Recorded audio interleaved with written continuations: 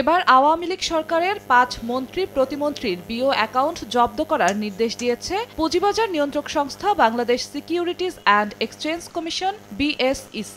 জব্দ করা অ্যাকাউন্টধারীরা হলেন সাবেক পররাষ্ট্রমন্ত্রী মোহাম্মদ হাসান মাহমুদ, সাবেক ভূমিমন্ত্রী সাইফুজ্জামান চৌধুরী, সাবেক স্বরাষ্ট্রমন্ত্রী আসাদুজ্জামান খান কামাল, সাবেক ডাক, টেলিযোগাযোগ ও তথ্য প্রযুক্তি প্রতিমন্ত্রী জুনাইদ আহমেদ পলক এবং সাবেক তথ্য প্রতিমন্ত্রী মোহাম্মদ আলী আরাফাত।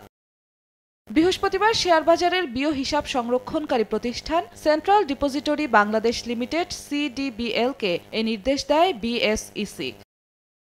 পুঁজিবাজারের বিও অ্যাকাউন্ট জব্দের তালিকায় রয়েছেন হাসান মাহমুদের স্ত্রী নুরুন ফাতেমা হাসান ও মেয়ে নাফিসা জুমাইনা মাহমুদ, আসাদুজ্জামান খান কামালের স্ত্রী লুৎফুল তাহমিনা খান, ছেলে সাফি মুদাস্সের খান ও মেয়ে সাফিয়া তাসনিম খান, সাইফুজ্জামান চৌধুরী জাভেদের স্ত্রী রুখমিলা জামান চৌধুরী, মেয়ে জারা জামান ও জেবা জামান চৌধুরী, জুনাইদ আহমেদ পলকের স্ত্রী আরিফা জেসমিন কনিকা, মোহাম্মদ আলী আরাফাতের স্ত্রী শারমিন মুস্তারি, পিরোজপুর আওয়ামী লীগ নেতা ও সাবেক সংসদ সদস্য মহিউদ্দিন মহারাজ, তার স্ত্রী উম্মে কুলসুম ও ছেলে সাম্মান জুনায়েদ ইফতি।